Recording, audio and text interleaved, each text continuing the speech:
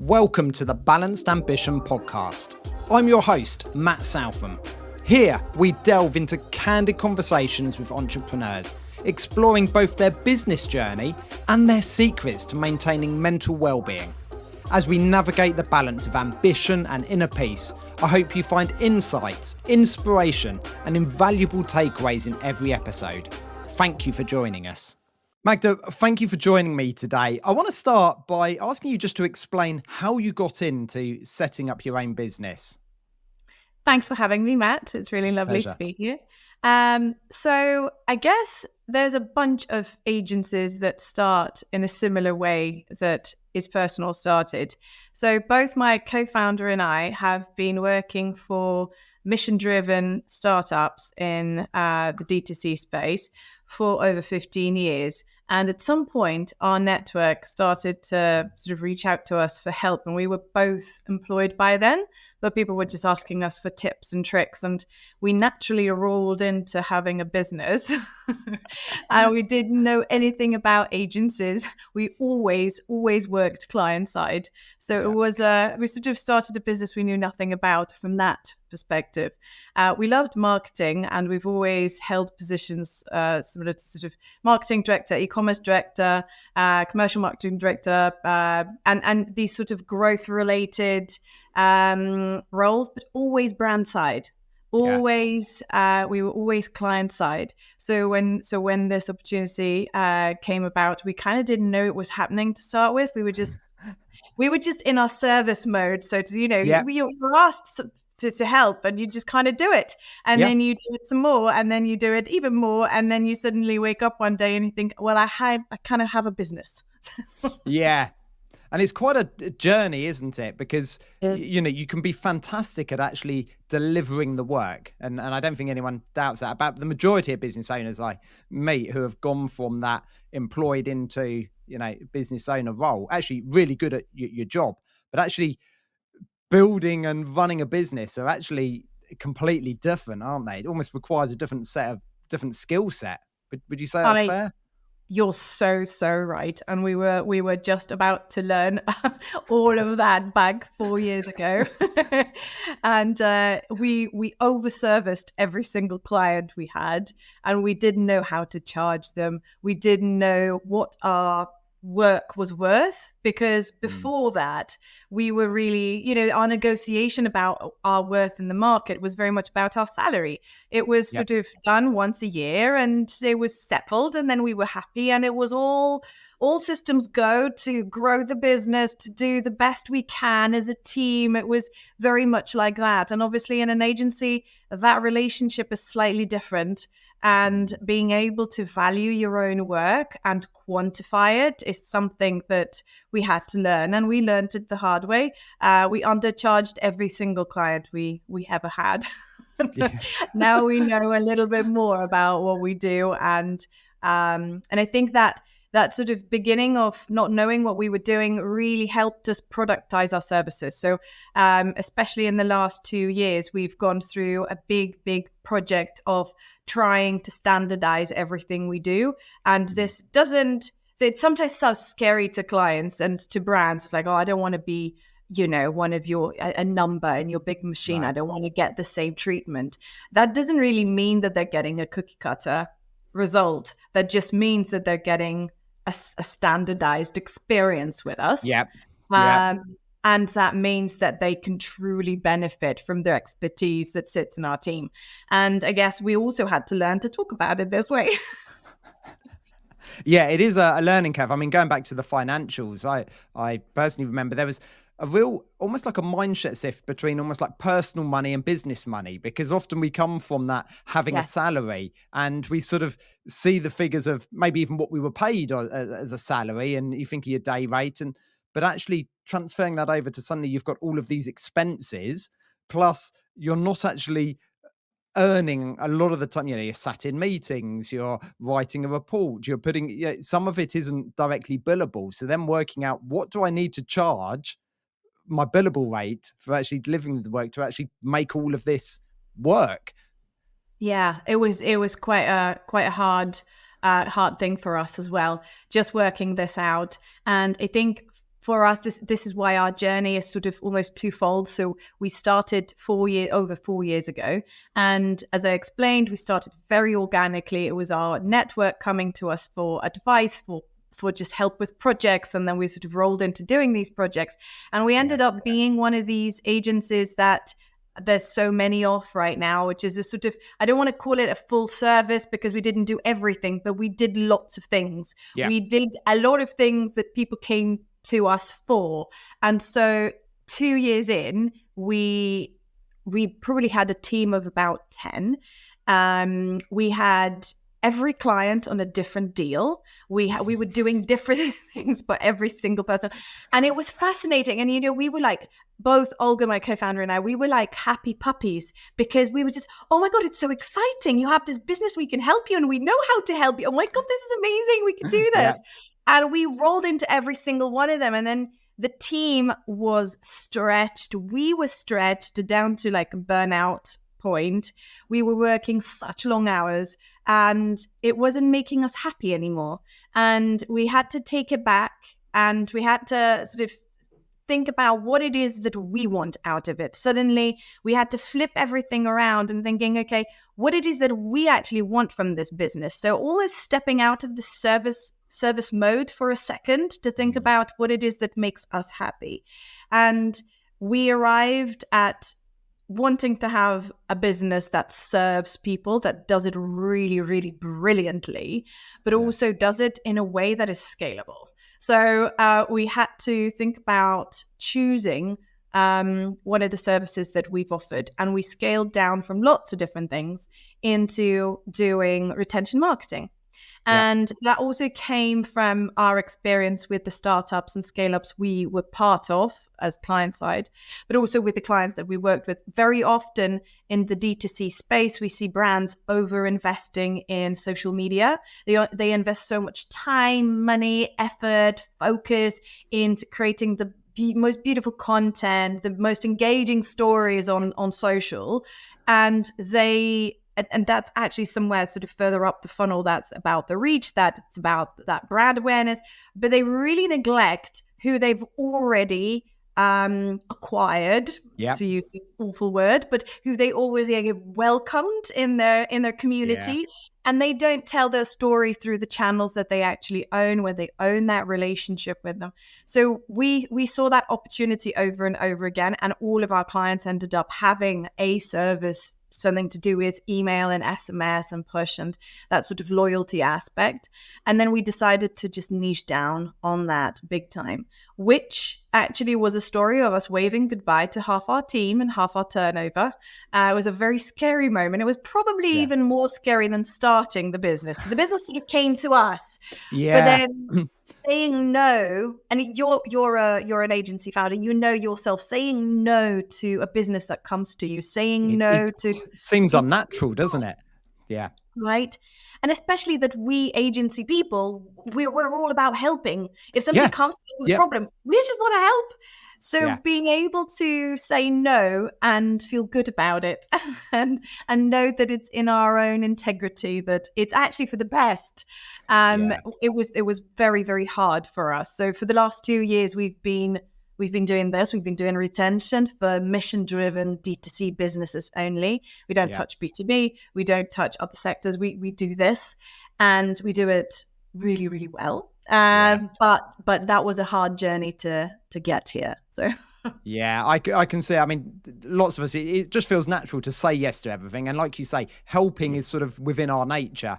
Someone's got a problem, we can help. But actually, you soon learn that sometimes you've said yes to something that maybe you're not the best at, or you're trying to help someone who actually maybe they're not in the right position for your services. And actually long term, it doesn't work. You've really got to understand, why am I doing this? And you said it, what was making you happy?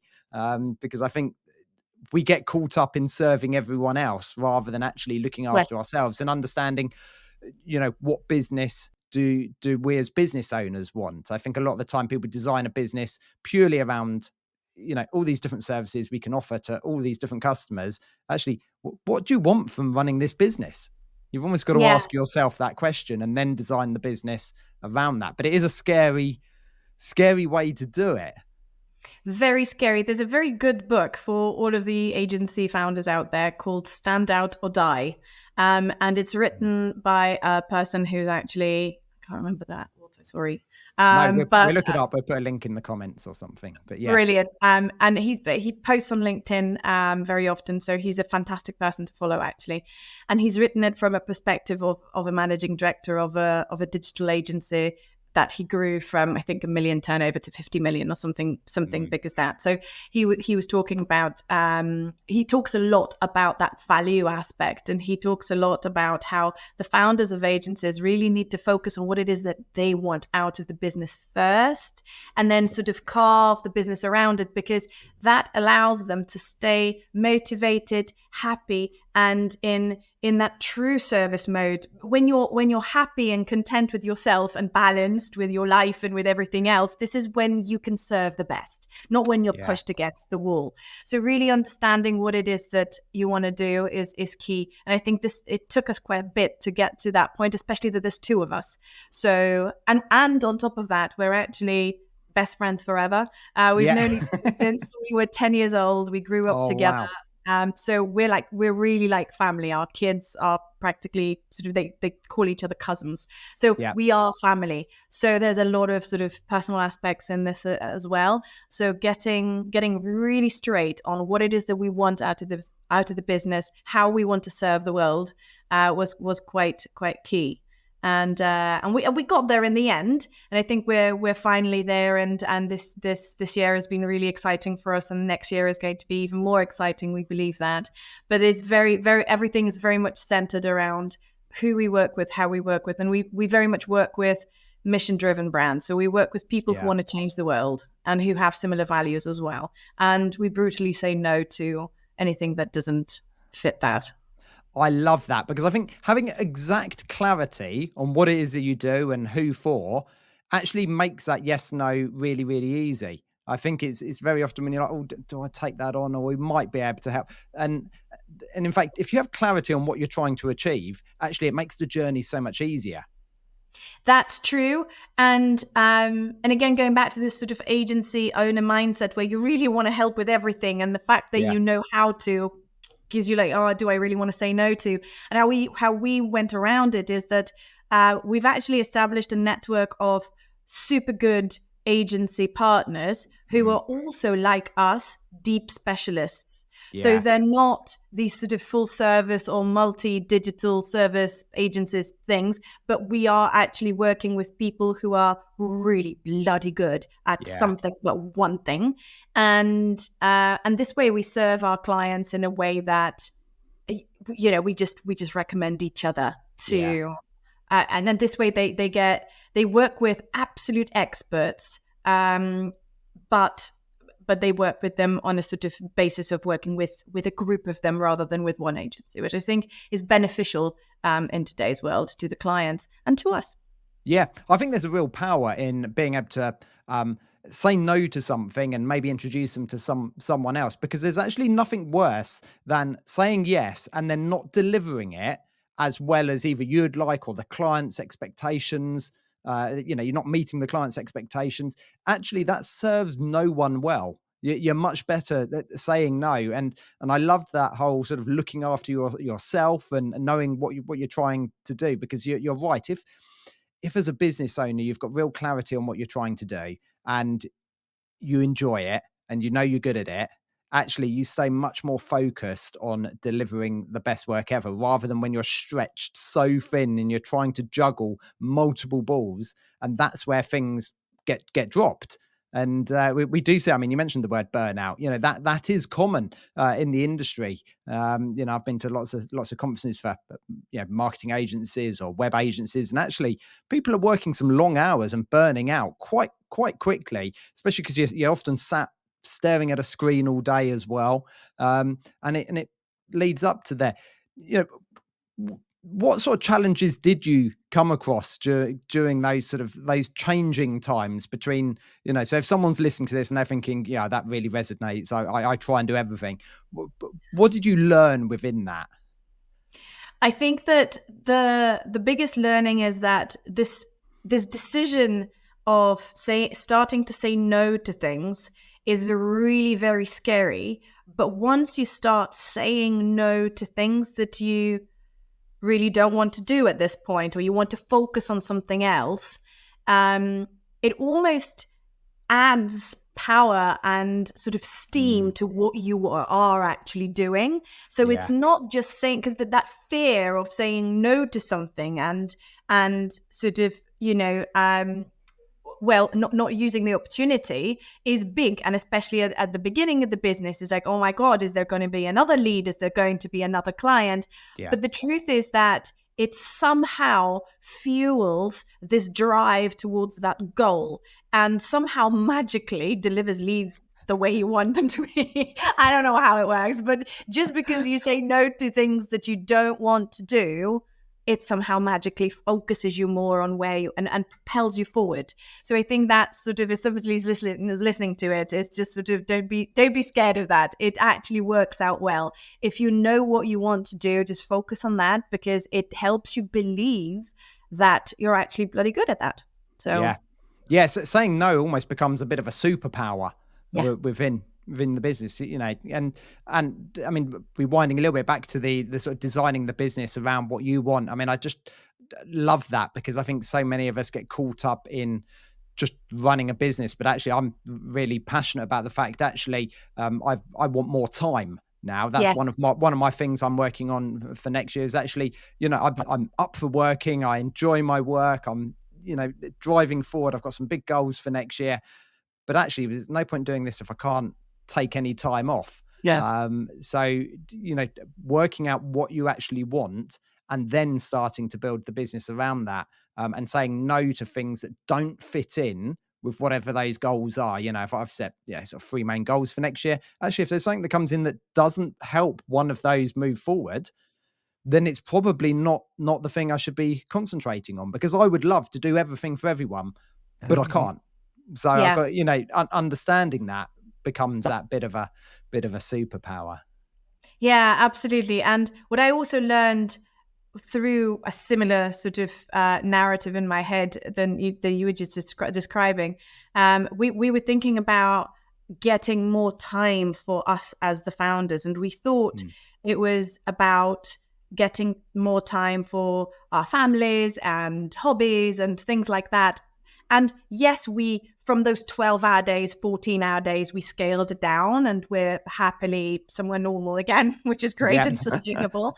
But at the same time, somehow magically, we freed up a lot of the time within the work hours that we just do more of what we want to do at work, which is also fantastic, because it just, the focusing on what you want, even if it's time, and then you start thinking about, what if I had all the time in the world? What is it that you'd actually be doing? What is it that you'd I don't know. So we used to ask these questions actually to each other. What is it that we had?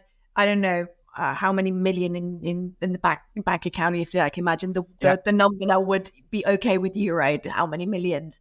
And then you didn't really have to work. And then we always came back to the thing that we would really keep helping those brands because we love it. But we probably would do it in a slight different energy.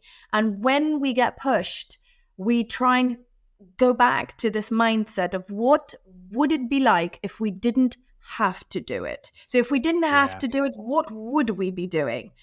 And this is what we try and sort of let guide us in that development of how we want to run the business. So even in thinking about getting more time, it's sometimes around more time for what you want to do at work, right? And delegating the things that maybe you're done with, or you're ready to pass on, or you're ready for somebody else to have an adventure with because you've done it for so long and it just doesn't keep you happy, or it doesn't keep you moving forward. It doesn't give you that perception of progress.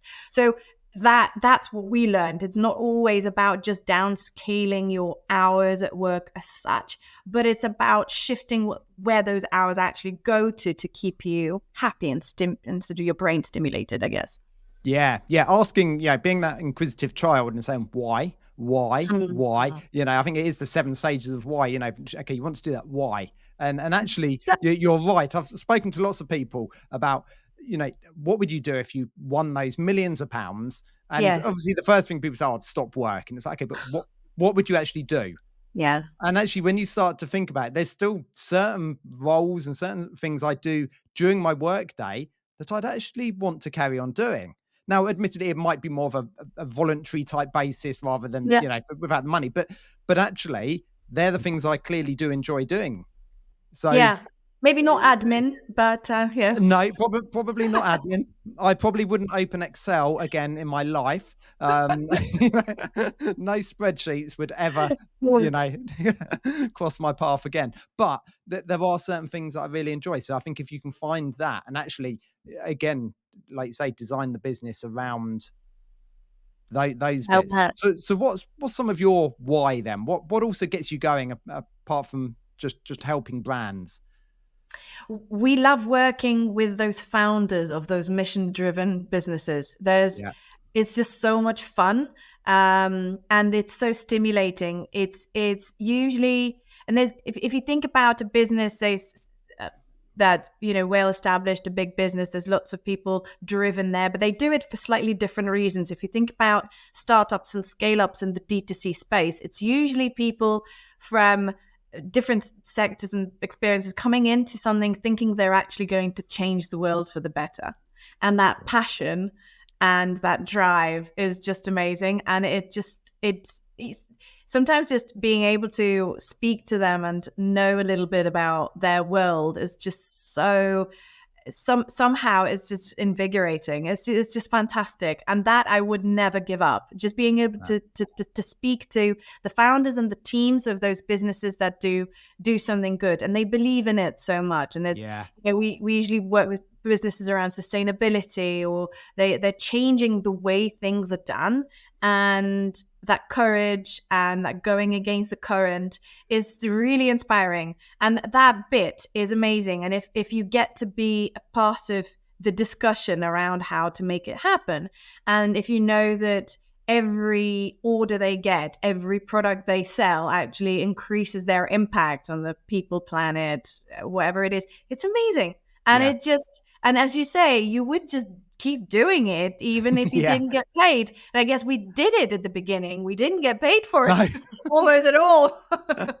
But you learnt lots from it, and I think Yeah. actually that's the thing to understand. Every time there's things, even at the time, you're finding it very stressful. Actually, if you can learn something from it that you can take forward, I think that's the most important part, because business isn't always plain sailing, and especially when you start a business and you don't know, you know, about these things. I mean, I was saying to you before we started recording, part of the aim here is to have those conversations that I wish I had heard when Yeah. starting my business. And actually, I think understanding there is a difference between being really good at your job. Yeah, you might be really good at what you do, but actually running a business is quite often something different. It's very different. And that actually, what you just said reminded me of the moment where we actually, both Olga and I, sort of realized that we actually have a business. And that was when we started off, as I said to you, it was very much us working together. Even though we called ourselves an agency, it was us both as two consultants really working together. Yeah. It's sort of, it's a big name for that, really.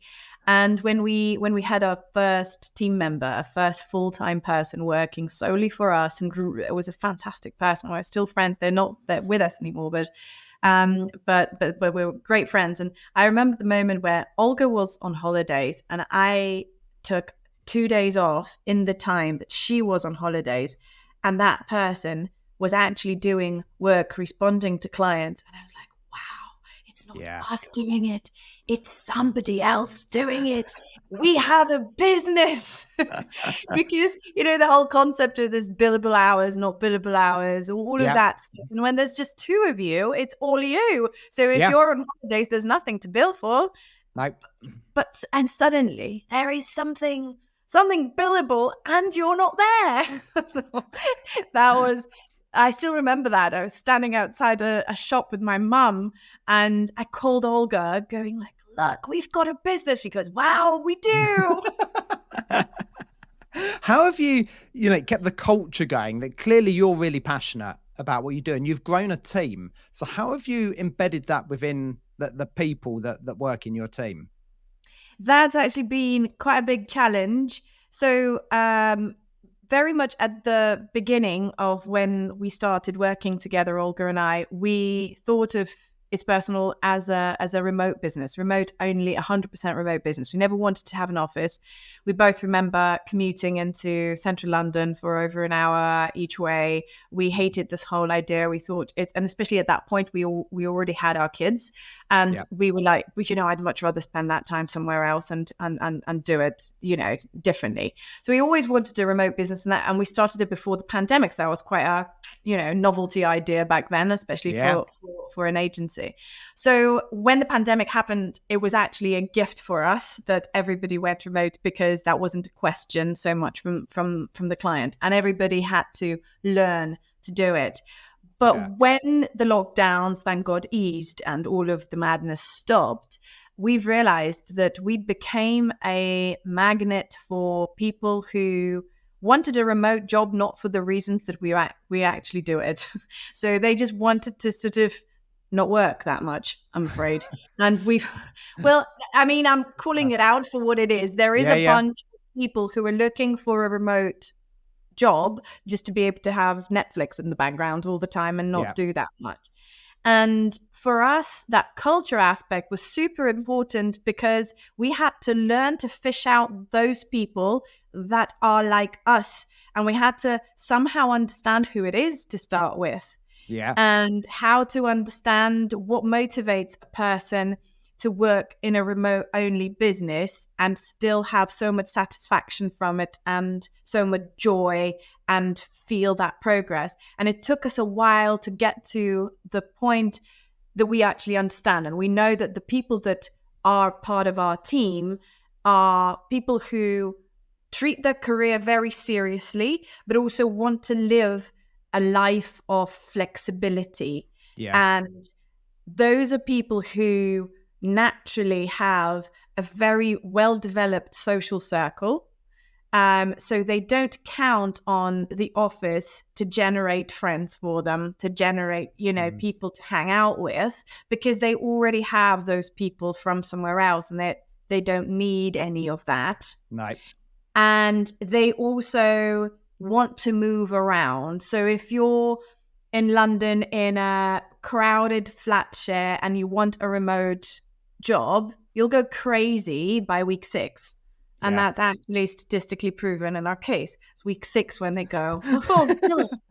And it's, and so we look for people who want to move around. So our team would spend a month over Christmas with their grandparents in the middle of nowhere, as long as they have internet access. They would go for a month and a bit somewhere, remote in Europe, and they would work from there.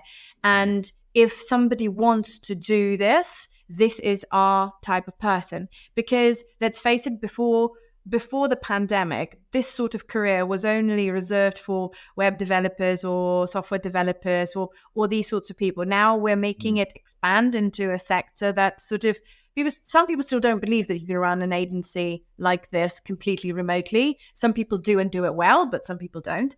And so we're, I guess, in that space of trying to prove everyone wrong, and that culture aspect of keeping everyone passionate about what they do is super important. But what we've also learned is that they have to have that passion in them already. You can't breathe that into anybody. If somebody is joining a team just because they think it's going to be cool working remotely, they're not going to have to commute and they're going to be able to hang out and stuff. It's, you have to have more than that on the agenda. So you have to be aware of the fact that there used to be a conflict between, being able to travel the world and have a proper job that gives you progress and sort of career advancement opportunities. Because before sort of the pandemic and before this whole remote setup, you'd have to, I guess, work a few months and then go travel a few months. And so that would stop you from actually properly progressing in your career. Now you don't have to do this. You don't have to choose. You can work and travel the world at the same time. You can travel and work at the same time, which means you don't eat into your holidays and all of that stuff. So we had to learn how to fish out that motivation in order for people to be able to pick up on our passion and our goals and how we want to run this company. And it allowed us to go even further than that. We don't have fixed hours in front of the computer. We work very much on deliverables. We work very much on sort of tasks. We proactively work as a team to remove the need for synchronous working, which is a very big question always, because we don't want to lose the team spirit. We always want to feel like a team and collaborate and have some fun together and have a bit of a banter. But at the same time, we don't want to sit in meetings and do things that you can sort of sort out with a 5-minute Loom video. Yeah. But that obviously removes that FaceTime between us. So there's that chicken and egg situation all the time going on. So that culture is very much on our agenda all the time. It never goes away. And I guess it never will. It's something that changes and progresses with how we as humans interact with digital stuff and generally, devices and everything else. And I think we will have to constantly work on that culture as we grow as well. Yeah, I can see that. I mean, I went from having an office, a town centre office, because I thought if you've got an agency, you've got to have that town centre office, and everyone sat at their desks 9 to 5. That was what we had to do, and it was what clients expected. And actually, COVID, for the downsides, actually brought around that. Actually, no, you can work from anywhere and behind a screen, and actually the work still gets going. I think the next, I had this discussion with someone. The next, I suppose, stumbling block now is the times that people are working. And I've sort of realized we work 9 to 5 only really because our clients work 9 to 5. Yeah. And it allows people to contact people during business hours, because that's the other. I almost don't mind when someone's working, but I don't want to get a phone call at 8 o'clock, or, but then how do you balance that along? But I think a lot of it is that sort of mindset. I saw a great thing, and it was on bottom of an email during COVID time. Someone said, I'm replying to this email during my working hours, but please feel free only to reply when you're working. Because I think we all moved into that very much of, we were always suddenly connected because everyone knew they had the laptop at home, but that wasn't healthy. You still had to stick some structure within your day. And I always loved the idea. I'm working from home today, and our agency, we're a work from home agency, and I loved that. And I always was excited about could it work. And in fact, we already had all the tools set up, whether people use Slack or Teams or whatever, and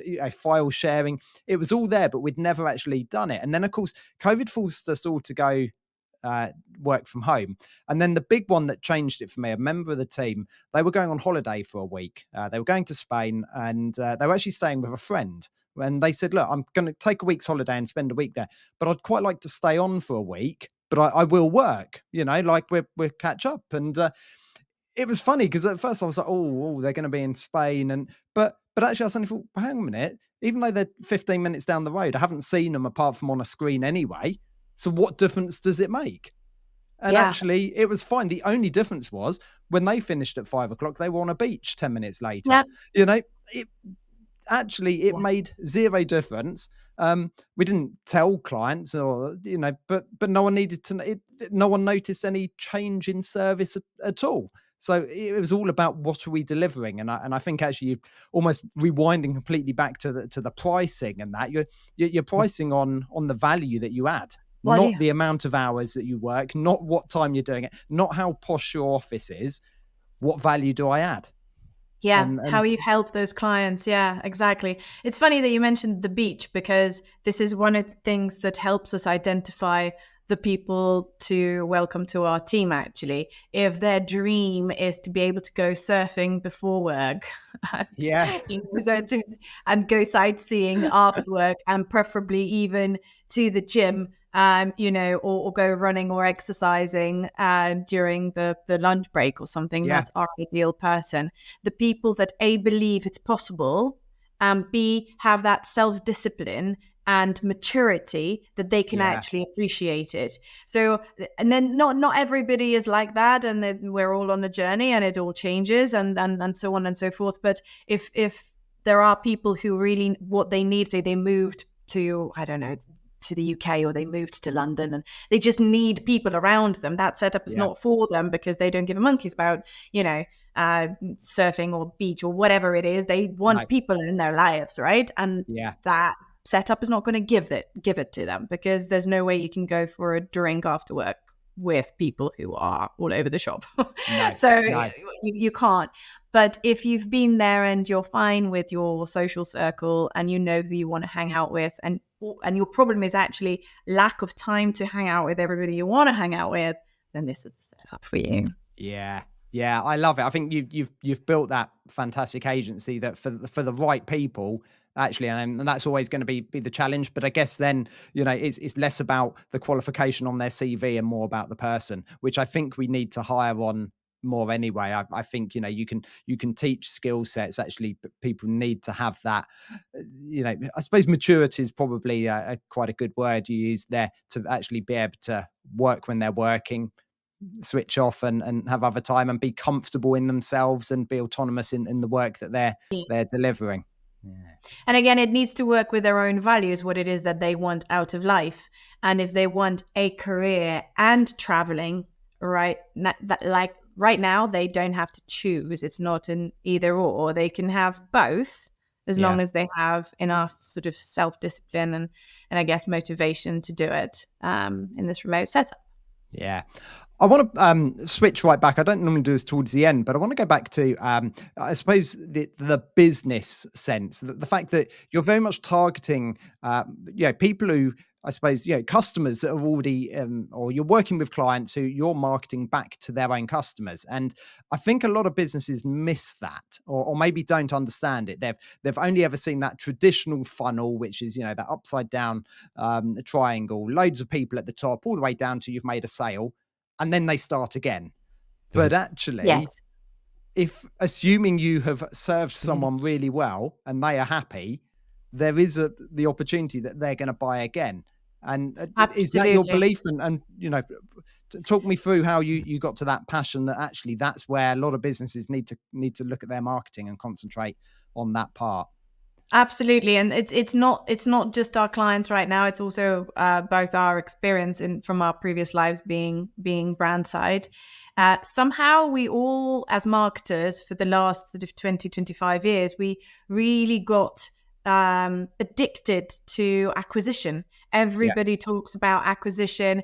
And there was that beautiful time where you could just put money into Google and then into Facebook back then, and you could have a business. And you could outsource those functions beautifully easily, and you could actually have a profitable business. And that happens for very few people nowadays, just this way, because it's just so expensive. And I think this opportunity that we help our brands bank on is the fact that it's not just about acquisition. It's about building a genuine relationship with the brand that they're building. And the funny thing is that it very much sort of is woven into how today's world is, with social media being so fragmented, with the crisis of media, and as we talk about the post-truth world, we don't know what to believe in. Brands have a massive opportunity to become trusted voices in the sectors and what they stand for. And again, it comes back to the brands that we work with. So we work with mission-driven people. They actually stand for something. They want to change the behavior, the status quo, something in the sector. They want to change something. They've got loads to talk about. And it's very difficult to tell the whole story in snippets of content being released on TikTok or Instagram or somewhere else. And tell the whole story without twisting it, being dependent on an algorithm. So the opportunity there is to really build a relationship through a channel that is as old as the internet, which is email, and now and SMS a little bit.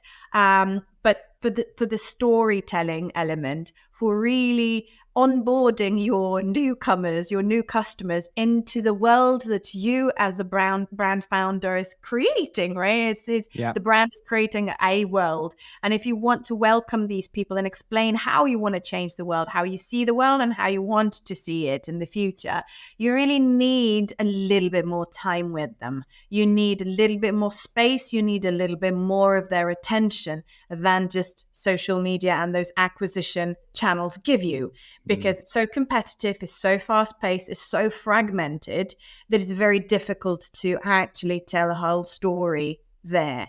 So if you have that customer's attention, you can build a relationship through sending them messages that are not bound by any algorithm in terms of length and especially what you say, right? You can say whatever you want without really thinking about how it's good, whether the customer is actually going to see it to start with, right? And one of the metrics that we often go back to is brands in our sector, so D2C brands, very often overinvest in overinvest. They invest very strongly, but comparing to what we do, they overinvest there. In Instagram and TikTok nowadays. And they forget that those followers and reach only takes them somewhere, because their reach within their followers is often less than 2%. In an email situation where you've got your community and you really talk to your customers, you care about them and you help them in a way, you share value with them, you can reach easily 85% of them. And that is that span. And people don't know that. They don't believe it. Oh, who opens emails? Well, everybody does. If you do it well, everybody does. And it's funny how there is this perception of, oh, email is dead, nobody opens emails, and I don't read any emails. Do you really not? Do you not look out for the emails, or your parcels got just delivered, or you do. You're on email all the time. You just don't think you are. No. Which is an opportunity that all of the brands right now have. Yeah. Actually, owning your own tribe, your customers, and actually, looking after them can be incredibly powerful. And actually, we're seeing a lot of the big companies do that. But I think as smaller agencies, or smaller businesses, they probably forget about that, because actually all they think of marketing, they think of lead generation, and that's it. But actually I love the way you're talking about, actually there is a different way. There's a different way you're working, and there's a different way your clients can work as well. Yes, absolutely. And there's a sort of slightly different scenario as well, where people sort of think, okay, and it's usually when they see those cost per acquisitions really creep up, and they think, oh my God, there is actually email and SMS. Oh God, I'll do something about it. And they start just hammering those emails out. And we very often start working with brands where they go, okay, I'm sending more and more emails, and my revenue coming back from it doesn't increase. So what am I doing wrong? And I go, well, you do a host of things wrong, because you're just, you're doing it in this transactional way. You're just hammering emails at them. And what they want is they want value from you. They want actually to have a relationship, and they want you to talk to them in a way they want to hear from you. And you've got to figure this out how to do it. And it's a lifelong journey. And that's what I heard a saying once that, we don't want any more email. We want me mail. And what I mean by that is actually, see what I'm... That's a good one. Yeah, because I do get it. We do get bombarded with lots of emails. And actually, if you said to me, do I want any more emails? No, probably not. But actually, if it was something I was interested in, it felt like it was talking to me. It was telling me a story that I believed in. Actually, yes, I will have that. Me mail. It's interesting because just to what you just said is there's a whole sector of industry newsletters that's actually booming.